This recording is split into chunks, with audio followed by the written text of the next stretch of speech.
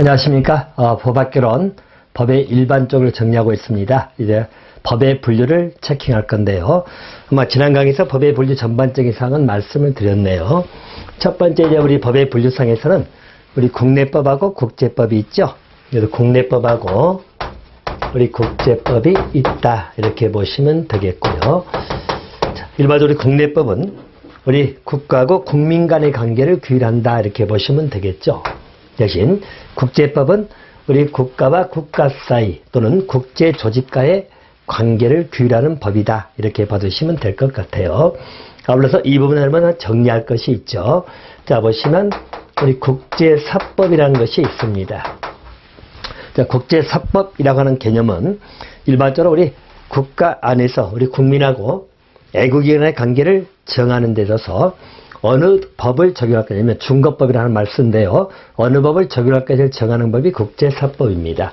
다시 말해서 이 국제사법이라는 것은 우리 국가 안에서 우리 국민하고 애국인과의 법률관계가 발생했다는 이야기죠.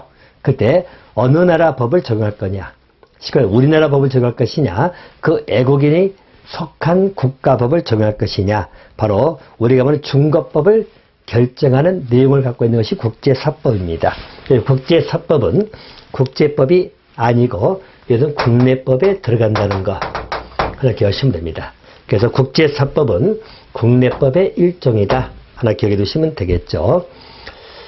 자, 두 번째입니다. 우리 공법하고 사법이 나오죠. 그래서 공법하고 사법입니다.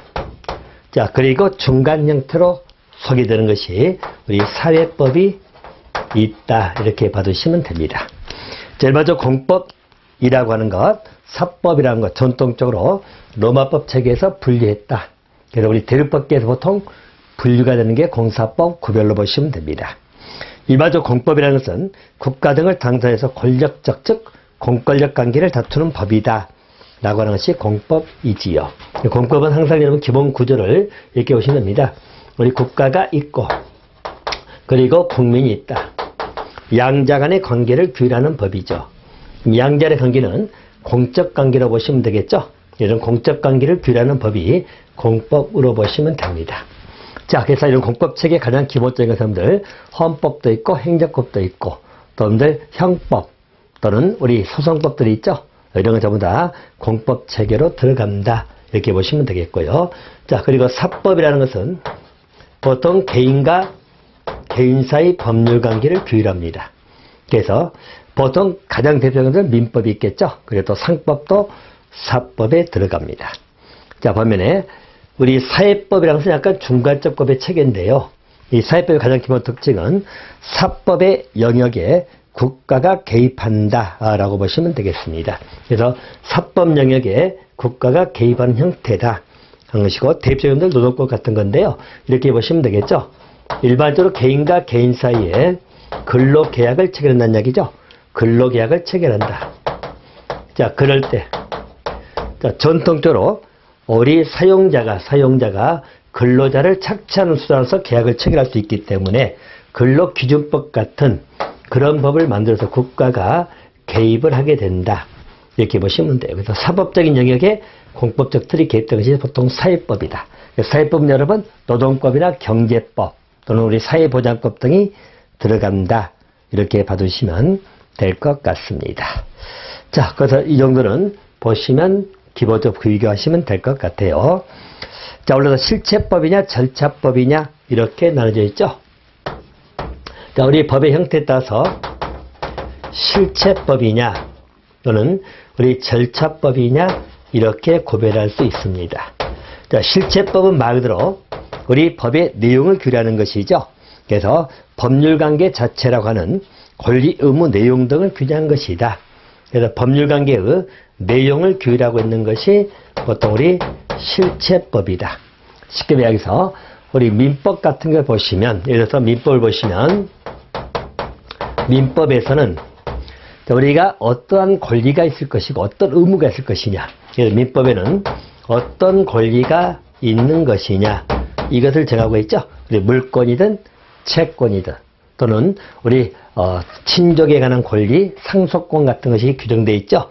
어떤 권리를 정하고 있느냐 라고 하는 것은 실체법으로 분류가 되고 있습니다. 자, 반면에 절차법이라는 것은 일종의 이런 권리를 실현시키기 위한 절차나 내지는 과정을 규율합니다. 자, 대표님들 우리 민사소송법 생각하시면 되겠죠? 민사소송법 등입니다. 여기는 권리가 침해당하면, 우리 민법상 이제는 권리가 침해당하면 그 권리를 어떻게 실현할 수 있을 것이냐, 권리를 실현할 수 있는 수단 내지는 절차 등을 정하고 있는 법이 민사소송법이죠. 이런 것을 보통 절차법이다. 실체법은 어떤 권리를 정하고 있느냐, 권리 내용 등을 정하는 것이 실체법이다. 이렇게 봐두시면 될 것 같고요. 자, 또 우리 일반법이 있고 특별법이 존재하죠. 자, 보통 이 관계는 우리 범위에 관한 문제죠. 그래서 효력 범위가 어디까지 있느냐. 그래서 효력 범위에 따른 논의입니다. 자, 이 말이 뭐냐면 일반법이라고 하는 것은 그 효력이, 법의 효력이 미치는 범위가 모든 사람이죠. 그래서 보편적으로 적용된다는 말 쓰잖아요. 이는 보편적 적용입니다. 자, 반면에 특별법이라고 하는 것은 특수 사람, 특별한 사람, 또 특수 대상이죠. 또는 장소, 사무에서 제한적으로 적용되는 것, 제한적으로 적용되는 것, 이거 보통 특별법이다. 보편적으로 적용됩니다. 자, 그래서 보통 충돌되면은 특별법이 우선된다 그러죠. 그래서 특별법 우선의 원칙이 있다. 이렇게 보시면 됩니다. 그래서 일반법이라는 것은 보편적으로 적용되기 때문에 일반적으로 우리가 보통 말하는 그 특별법이 우선되는 말의 의미는 뭐냐면, 예를 들어서 우리 민법이 있으면 개인 간의 법률 강요를 하는 게 민법이잖아요. 근데 상법은 그 중에 상행에 관한 문제이기 때문에 상법은 민법에 비해서는 특별법이 될 수 있다라고 보시면 됩니다. 그래서 구조적인 문제를 보시면 이렇게 생각하시면 돼요. 우리 개인 간의 법률 정하는 민법은 있지만 상법이 특별법이 된다. 상법이 더 우선된다고 보시면 되겠죠. 그래서 우리 상법이 민법의 특별법의 성격을 띈다라고 보시면 되겠습니다. 대신 또 상법이라고 하더라도 우리가 예를 들어서 은행법이나 보험법 등이 있다. 그래서 우리 은행법이 있다. 또는 보험법이 있다라고 할 때는 이게 또 특별한 것이죠. 상행위 중에서 은행에 관한 행위는 이게 특별법의 성격을 가질 수도 있다. 이렇게 봐두시면 될 것 같습니다.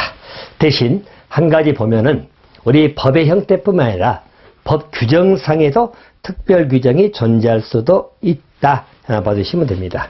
그래서 이 문제는 여러분들 한 가지 정리할 것은 단일 법률 규정 상호 간에도 적용될 수 있다. 그러니까 대표적인 여러분들 우리가 형법에 나와 있는 형법 250조는 살인죄가 있죠. 자, 살인죄가 있고 또 거기 나오는 존속 살인죄가 있다는 것이죠. 살인죄는 보통 사람을 살해한 자, 그죠? 대신 존속을 살해한 자죠. 이게 또 특별법의 성격을 갖는 것이죠. 그래서 같은 법의 규정 상호 간에도 특별 규정이 존재할 수 있다라고 봐두시면 될 것 같습니다. 자, 그래서 효력법에 따라서 일반법, 특별법이 존재한다라고 보시면 될 것 같습니다. 자, 또 한 가지는 우리 강행법하고 임의법이 나오죠. 자, 강행법규가 있고, 자, 아울러서 임의법이 있다. 자, 강행법이냐, 임의법이냐, 이 논의는 일반적 내용에 따른 구별이죠. 그래서 자, 내용에 따른 구별이다. 자, 내용이 강행규정에 성격되는 것을 강행법이죠. 임의법은 의사에 의해서 좌우될 수 있는 것. 그래서 임의법으로 보시면 됩니다. 그래서 강행법이라는 것은 일반적으로 우리 당사자 의사로서 배제할 수 있다, 없다? 없다. 임의법은 의사에 의해서 배제가 가는 것이 보통 임의법이다. 이렇게 보시면 되겠고요. 대신 강행법은 대부분의 공법이죠. 대신 모든 공법이라면 아니 됩니다. 대부분의 공법은 보통 강행법 성격이 강할 것이고 또 우리 대부분의 사법입니다. 사법은 일반적으로 임의법 성격이 강하다. 하지만 사법이라고 해서 다 임의법이라 그런 건 아니에요. 우리 민법 중에도 우리 선량한 풍속, 기타 사회질서 위반의 행위다. 그래서 무효다는 강행 규정을 두고 있기도 하고 그래요. 그래서 다는 아니지만 대부분 사법 체계는 의사가 중시되다 보니까 임의법 성격이 강한 것이고, 공법 체계는 대부분 개인의 의사보다는 공익적 실현이 목적이다 보니까 강행법 성격이 강하다. 이렇게 봐두시면 될 것 같아요. 우리 민법 105조에 나와 있는 임의규정 나와 있죠. 자, 보시면 우리 법령의 당사자가 법령 중에 선량한 풍속, 기타 사회에서의 관계 없는 규정이죠. 자, 이 규정하고 다른 의사를 표시하게 되면 그 의사에 의한다. 이 말의 의미는 선량한 풍속, 기타 사회질서에 관련된 규정은 강행성을 띠거든요. 근데 관련 없는 규정하고 다른 의사가 표시되면 의사에 의한다는 것은 의사에 의해서 배제할 수 있다는 이야기죠. 그래서 임의규정 또는 임의법규란 말을 쓰는 것이다. 이렇게 정리를 해 놓으시면 되겠습니다. 또 자연법하고 실정법이 나오죠. 자, 그래서 자연법, 실정법의 의미도 이렇게 보시면 됩니다. 일반적으로 자연법 체계가 있고 또 실정법 체계가 있습니다. 이것은 지금의 의미로 본다면 자연법 등의 실정법에 보통 반영되기도 하고 그래요. 우리가 전통적 구별로 따져버리면 자연법 문제로 우리 영미 쪽에서 신의 만든 법이다. 신이 만든 법이라는 것은 우리가 태어나기 전부터 존재하고 있는 바로 정의적 시각들, 보편적 가치가 반영된 것이 자연법이라고 보시면 되겠고, 가장 기본적인 시각이 우리 근대 사상 중에 천부인권론, 우리들의 권리는, 인간의 권리는 하늘이 줬다는 기본적인 시각들, 이게 보통 자연법 사상에 나와 있는 기본 태도라고 보시면 됩니다. 근데 실정법이라는 것은 일반적으로 법에 의해서 만들어진 법에 의한 규제를 실정법이라는 것이고, 주로 대륙법계에서 특히 독일의 법 실증지학자들이 주로 강조했던 것이 실정법 중심의 사고다라고 보시면 됩니다. 그래서 자연법은 눈에 보이지 않는 관념적인 법으로 생각하시면 되겠고, 실정법은 우리가 눈에 보이는 만들어진 법의 체계다라고 보시면 되겠습니다. 하지만 결국 이게 보통 반영돼서 실정법화 되는 것이고, 하다 보니까 상호 보완적 관계를 유지하고 있다라고 보시면 됩니다. 그래서 자연법, 실정법도 구별할 수 있다라고 정의를 해 놓으시면 될 것 같습니다.